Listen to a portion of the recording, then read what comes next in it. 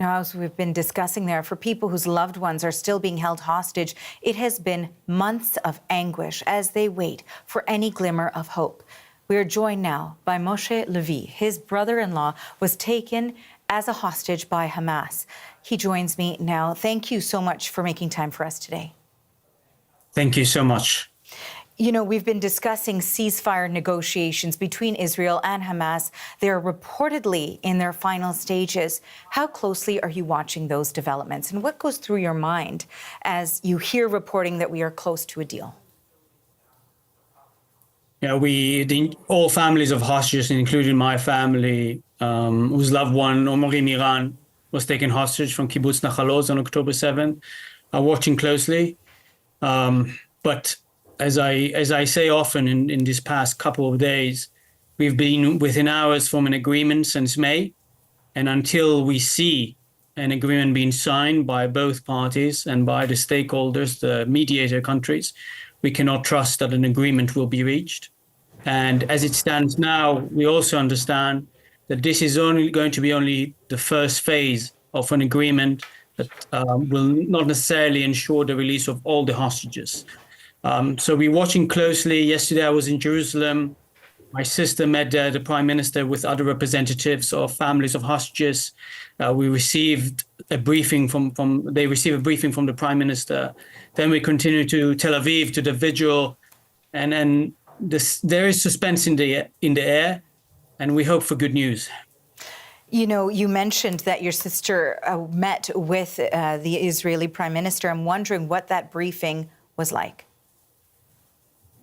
Yes, from what she and other representatives shared with the media briefly after the meeting in a conference, they received the update about negotiations.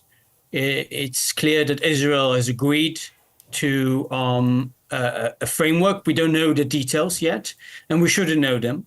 We shouldn't even discuss them, because they should be hidden and be behind the closed doors of the negotiations. But Israel agreed to whatever framework is on the table, and we are still waiting for Hamas' response. We understood that there are hurdles when it comes to their response, and it seems like there's still hurdles. We were hoping to receive some news today already, but as of now, even though there were reports from the Arab media, several outlets, about Hamas giving a positive response, we haven't received anything official as of yet. And certainly that's something that we're hearing from our reporter on the ground, is that they're still closely watching, as certainly there are precise details in regards to these ceasefire talks that need to all be agreed upon before an official announcement. I want to ask you as well, in terms of the status of your brother-in-law, when is the last time that you had an opportunity to connect with him? Do you know anything about his health at this stage? We had no opportunity to connect with him since October 7th, when he was kidnapped in front of my sister and my two baby nieces, Roni and Alma.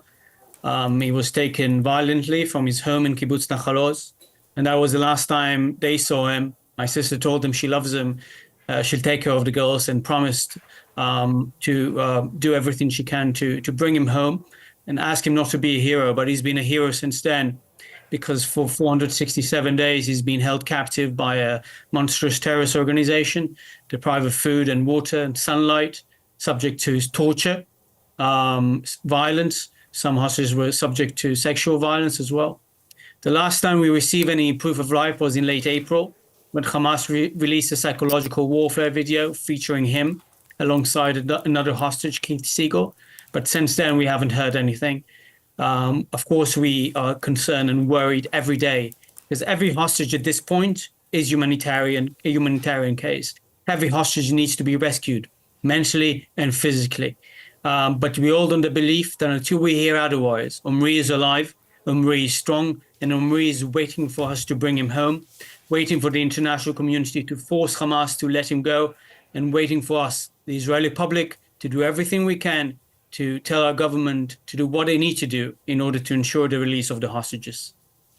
Well, Moshe, of course, we continue to watch this closely, as I'm sure you and your family are doing as well. It has been an incredibly long time, and we have heard news like this before, so we're waiting for the official announcement here. Thank you so much for your time.